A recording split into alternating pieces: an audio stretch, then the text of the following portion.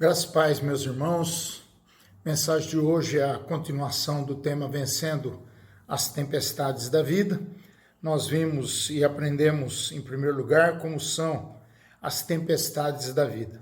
Por isso, vimos, em primeiro lugar, que as tempestades da vida são inesperadas, elas são perigosas, elas são inadministráveis e elas são surpreendentes. Em segundo lugar, nós vimos que como conciliar a obediência a Cristo, ou melhor dizendo, aprendemos em segundo lugar como vivenciar os conflitos que enfrentamos nas tempestades da vida. E para isso nós estudamos como conciliar a obediência a Cristo com a tempestade. Em segundo lugar, como conciliar a tempestade com a presença de Jesus e em terceiro lugar, como conciliar a tempestade com o sono de Jesus na proa do barco. Hoje nós vamos lembrar também que em terceiro lugar nós vimos também, em terceiro lugar, sobre as grandes perguntas feitas nas tempestades da vida. A primeira que nós vimos foi, Mestre, não te importa que pereçamos? Então, essa foi a primeira pergunta que nós trabalhamos. A segunda pergunta, nós vamos estudar a partir de hoje, que é por que sois assim tímidos? Por que não tendes fé? É Marcos 4,40 aí o texto que nós estamos trabalhando. E é interessante que esse texto eu já trabalhei na igreja, recentemente eu preguei no presbitério, fiz uma adequação e preguei novamente na igreja.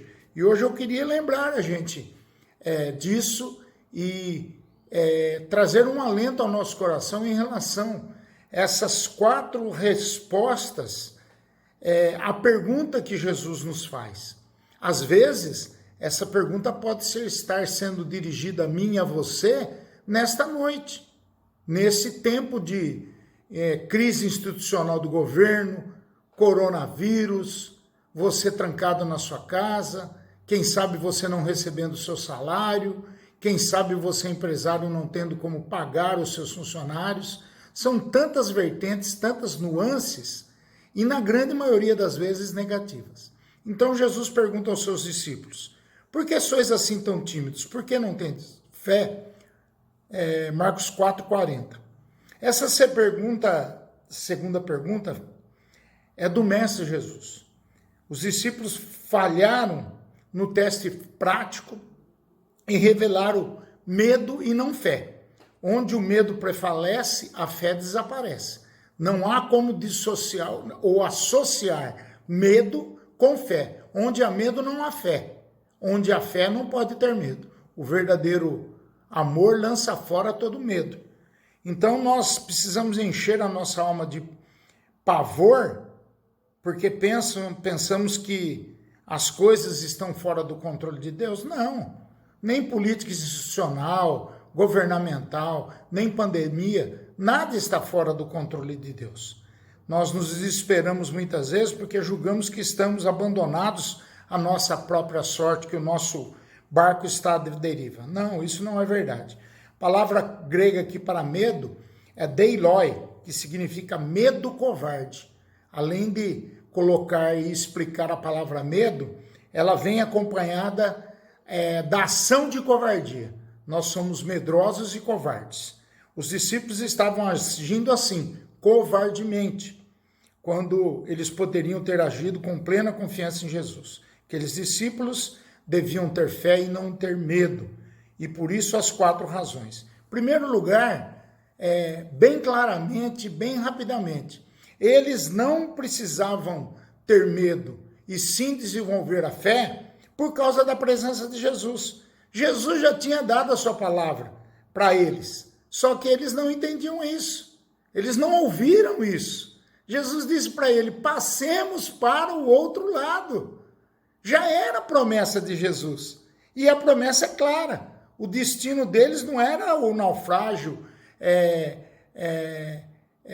morrerem afogados, nada disso. Jesus havia prometido que passemos para outra margem. E Jesus, aquilo que ele fala, ele cumpre. A segunda promessa de Jesus é em relação à sua presença. Olha que coisa interessante. A presença de Jesus, versículo 36 a 35, fala da promessa. O versículo 36 fala sobre a presença de Jesus. São 4 P's aí, né? É a presença de Jesus que nos livra do temor. Davi disse que ainda que ele andasse pelo vale da sombra da morte, não temeria mal algum. Não porque o vale seria um caminho seguro, não porque a circunstância era fácil de ser enfrentada, mas porque a presença de Deus era o seu amparo. Então, nas tempestades da vida, nós precisamos ter ideia, e ensinados por esse texto, que Jesus está presente conosco, que ele tem um contato pessoal conosco, que ele nos conhece, que nenhuma folha cai de uma árvore, que nenhum cabelo cai da nossa cabeça, se não for pela vontade dele. Ele determina, ele é soberano. Então nós precisamos entender que quando nós tivermos que enfrentar as dificuldades, tivermos que atravessar pelas águas revoltas dos mares da vida, Deus vai estar conosco. Quando precisarmos cruzar os rios caudalosos, eles não submergirão.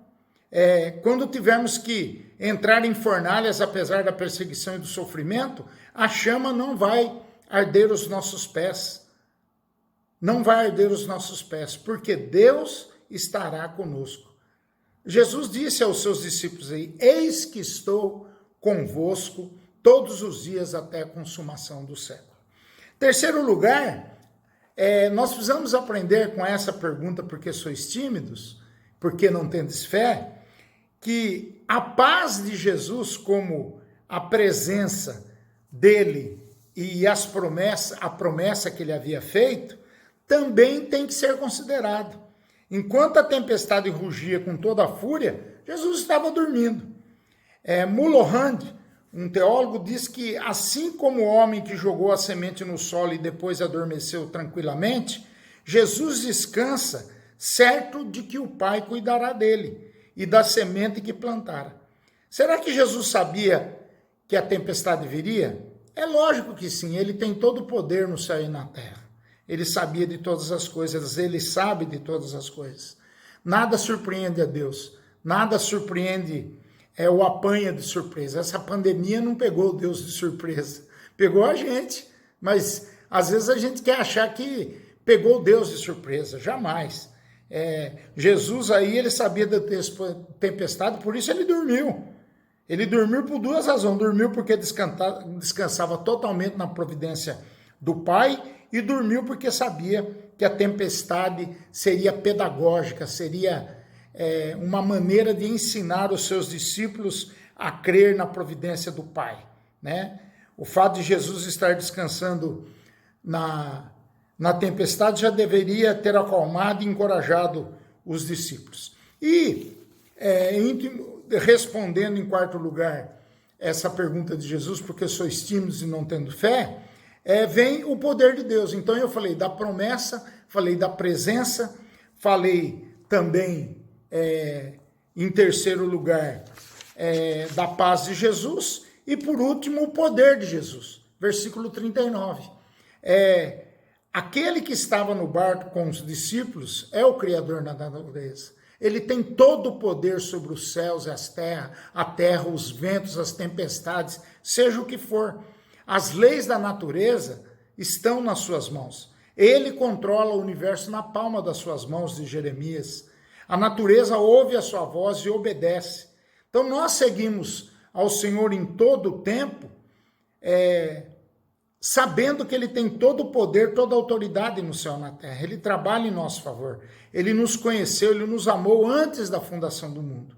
Então é importante nós termos consciência nesse momento tão difícil que Jesus tem todo o poder no céu e na terra. Ele venceu a morte. Ele venceu a morte. Se ele venceu a morte, se ele nos deu a alegria da promessa da sua promessa, da paz, da sua presença, ele também nos dá a consciência de que ele é poderoso, que ele é o Deus Todo-Poderoso. Não temos mais Jesus dormindo na proa do barco. Hoje Jesus vivo está, e ele é quem vai administrar a sua vida, é ele quem vai estar com você, é ele que vai te dar socorro em meio às tempestades da sua vida, em meio às dúvidas, em meio às tribulações, em meio às crises. Lembre-se disso, lembre-se das promessas de Jesus, lembre-se da presença de Jesus, da paz de Jesus, do poder de Jesus. Tudo isso, meu irmão, minha irmã, vai trazer consolo ao seu coração, vai te trazer uma paz que excede todo o entendimento, que guarda o seu coração e a sua mente em Cristo Jesus. Eu queria, em nome de Jesus, te dar apoio, encorajamento, para que você passe por esse tempo com o seu coração firmado em Cristo Jesus, firmado na sua palavra, firmado nas suas promessas, na sua presença, na sua paz e no seu poder. Aproprie-se dessa palavra, aproprie-se daquilo que Deus tem para você nesse momento. O importante não é como nós estamos passando por essa epidemia, mas como nós vamos sair. Sairemos mais crentes, mais dependentes de Deus? É isso que eu espero de cada irmão, de cada irmã. Receba meu abraço, receba o meu carinho, em nome de Jesus. Vamos orar. Pai, em nome de Jesus, queremos ter no coração as tuas promessas. Queremos ter a tua presença maravilhosa ao nosso lado. Queremos ter a paz que excede todo o entendimento, que guarda o nosso coração, a nossa mente em Cristo Jesus. E queremos, Pai, sentir o teu poder, a autoridade sobre a nossa vida no meio dessa pandemia, no meio dessa crise institucional e governamental que o nosso país vive do ponto de vista político. Mas queremos também que o Senhor nos guarde, que o Senhor nos livre do mal e que o Senhor guarde os nossos irmãos amados, todos aqueles do menor ao maior, do mais novo ao mais idoso. Guarda-nos, Pai, livra-nos desse mal. Protege, Pai, os profissionais de saúde, protege os nossos políticos, dê, Pai, inteligência, sagacidade e verdade, Pai, para todos os políticos a nível nacional, estadual e também municipal. Abençoa a nossa cidade, o nosso estado, o nosso país. Pedimos isso em nome de Jesus, pedindo perdão pelos nossos pecados, pedindo que o Senhor aumente a nossa fé em nome de Jesus. Amém. Que Deus abençoe a sua vida, que Deus te dê uma noite especial. E lembre-se sempre, promessa de Jesus, presença de Jesus, paz de Jesus e poder de Jesus. Seria como você se lembrar assim, é um sermão de 4 P's. Você nunca mais pode esquecer que a promessa de Jesus que ele faz a nós todos, a presença dele conosco, a paz dele que excede todo entendimento e também o poder de Jesus, a autoridade de Jesus para conosco. Que Deus abençoe o seu coração em nome de Jesus. Um grande beijo, um grande abraço, apesar de que virtual. Amo vocês.